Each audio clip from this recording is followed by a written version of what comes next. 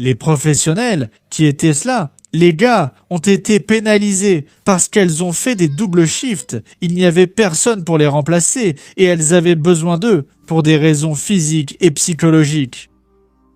Quitter le service, laisser Enzo tout seul. Elle serait lésée à cause de ça. Pour quelle raison? Je ne sais pas ce qui s'est passé. Ils ont fait des rapports contre moi, contre ma personne, alors que les faits rapportés là-bas n'avaient pas eu lieu. J'ai mes caméras ici pour le prouver et les images de ces caméras-là. Certaines, je ne sais pas si je vais pouvoir les utiliser parce qu'on a eu un problème avec la carte mémoire. On ne savait pas qu'il fallait la puce. Et nous, sans savoir qu'il fallait la puce, on a laissé la caméra fonctionner normalement. Sauf que quand on est venu récupérer certaines images, il n'y avait rien d'enregistré, parce qu'il fallait la puce pour enregistrer, ou avoir signé un contrat là-bas pour l'histoire de la caméra, ce qu'on n'avait pas fait non plus.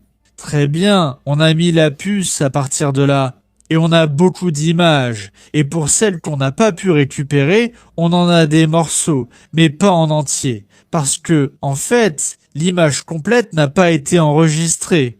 Mais on a, grâce à Dieu, beaucoup de matériel sur ce qui a été dit contre nous. Et grâce à Dieu, la vérité des faits qui se sont vraiment produits, n'est-ce pas, grâce à Dieu. C'était juste à temps pour qu'on n'ait pas tout perdu, donc on a ce qu'il faut.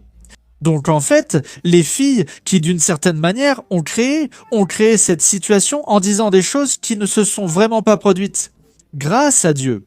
N'est-ce pas pour quel genre? Je ne sais pas ce qui s'est passé. Parce que même pendant la garde, elles étaient déjà en train de pleurer là, disant que si elles partaient, si elles s'en allaient. La coopérative, n'est-ce pas? La coopérative, hein, les gars, rien à voir avec le plan. Jusqu'ici, rien à voir avec le plan. Est-ce que, tu vois, ça ferait qu'elles perdraient leur inscription au Corem parce qu'elles ont abandonné le service?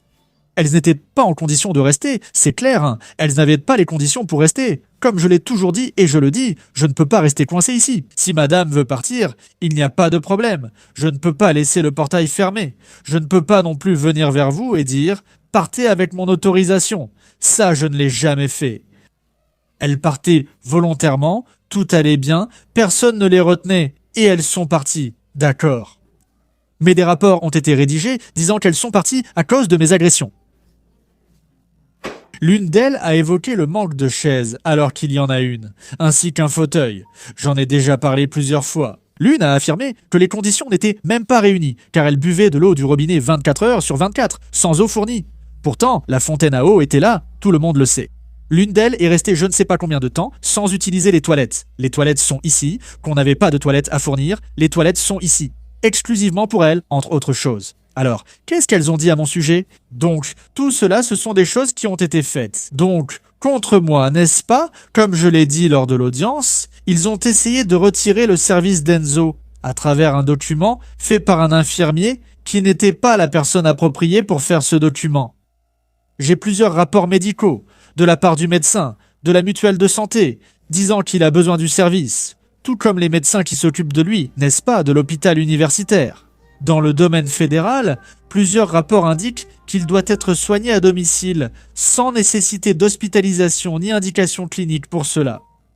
Donc, tout cela, n'est-ce pas, nous continuons à le présenter au juge pour que le juge comprenne cela. Une audience d'instruction a été demandée. Une audience d'instruction a été demandée, mais elle n'a pas été fixée. C'est celle de conciliation qui a été fixée. Celle d'instruction sera, n'est-ce pas, le point clé de tout cela? Parce que se passe-t-il? J'ai mes images, les filles ont ce qu'elles ont rapporté. Je ne sais pas pour quelle raison cela a été rapporté. Ce qu'on m'a dit, c'est que moi, aujourd'hui, en suivant le processus, on va plus tard définir les accusations, pouvant aller jusqu'à déterminer la culpabilité, parce que ça vient d'elle.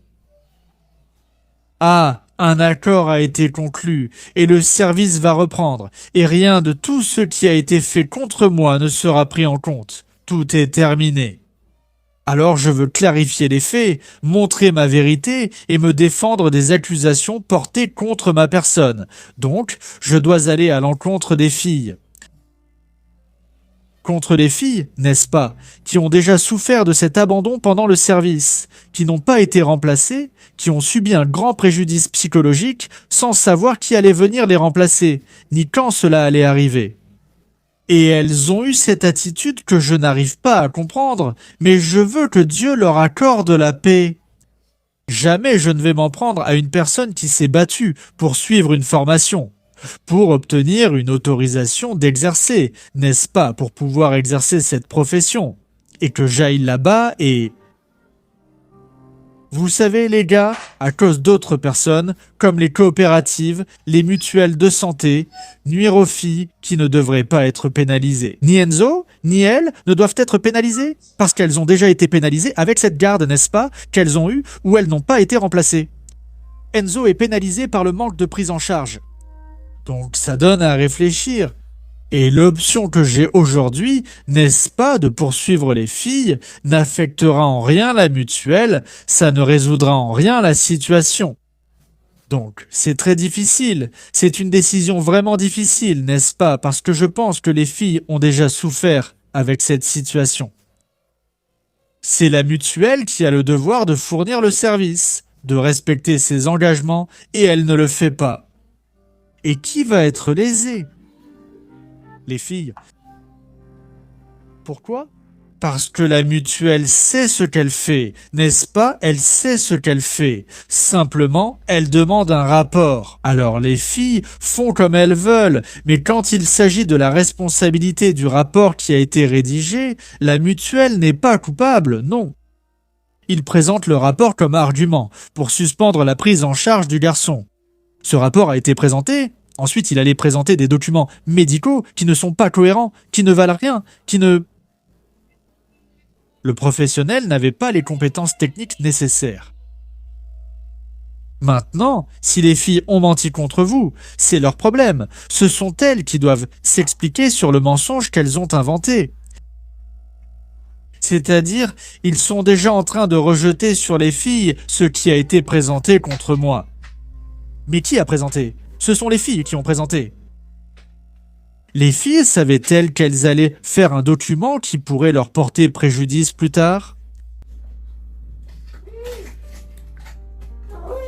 Tout cela, les amis, c'est une question à laquelle il faut répondre, et il me revient de décider si je veux aller plus loin avec ça. Contre les filles et régler ça avec la mutuelle.